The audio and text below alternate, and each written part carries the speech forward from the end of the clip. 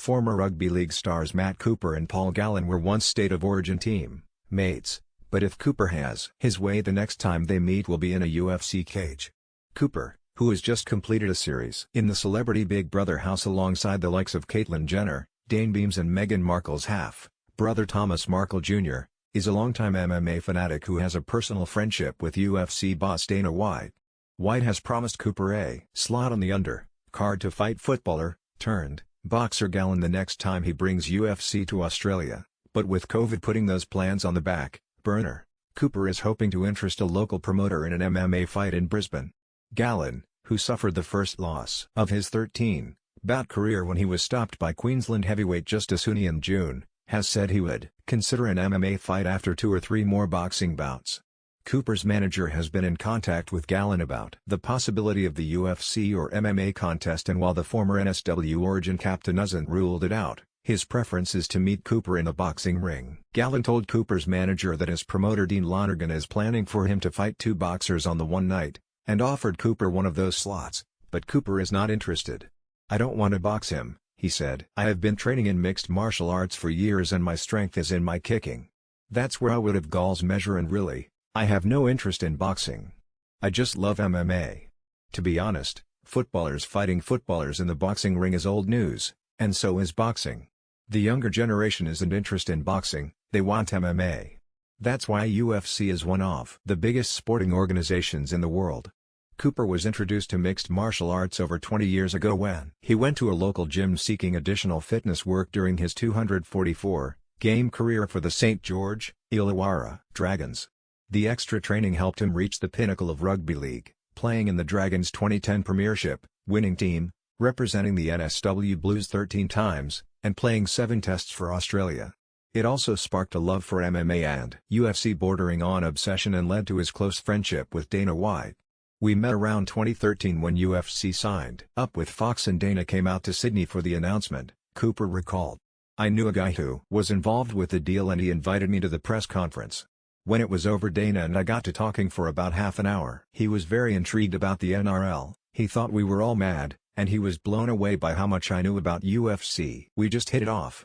When he came back for the Ronda Rousey fight in Melbourne in 2015, he was on the NRL footy show, and just as it happened, I was too.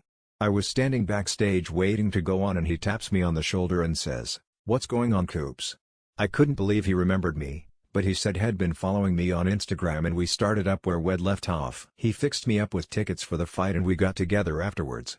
It was 4 weeks until the Conor McGregor, Jose Aldo fight in Las Vegas, and I asked him if there was any chance of tickets. He told me it was a sellout and everyone was ringing him every day asking for tickets.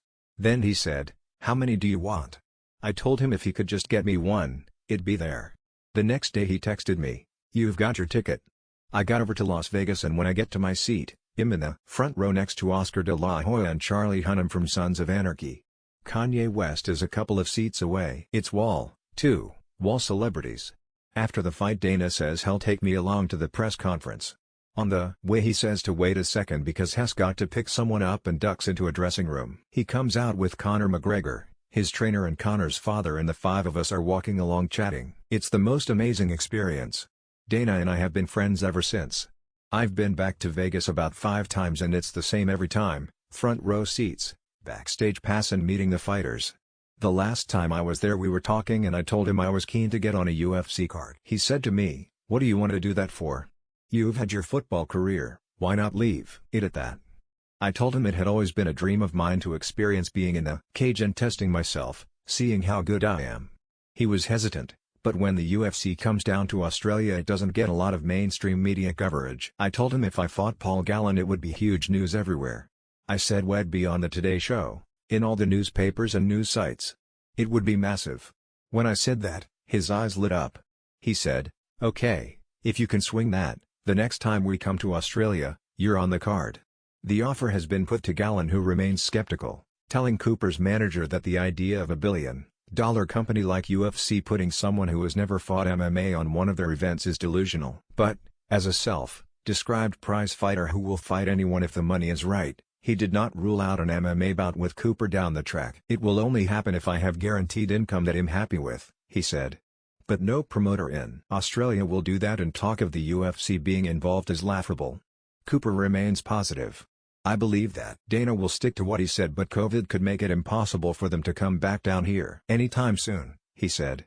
Even if that's the case, I think we could make an MMA fight work. I have a business supplying hair products, and every barbershop I go into the young blokes are asking me, "Are you fighting Gallen MMA?" They're all right into MMA and UFC. That's the future.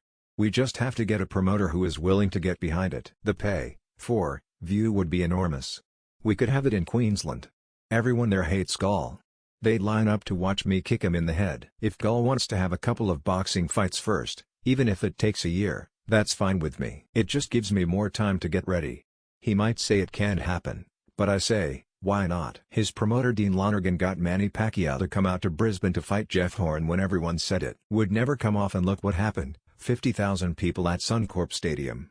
If Gall ever decides to have a go and challenge himself in the octagon, I'm ready, and so is the public. It's the fight they want to see.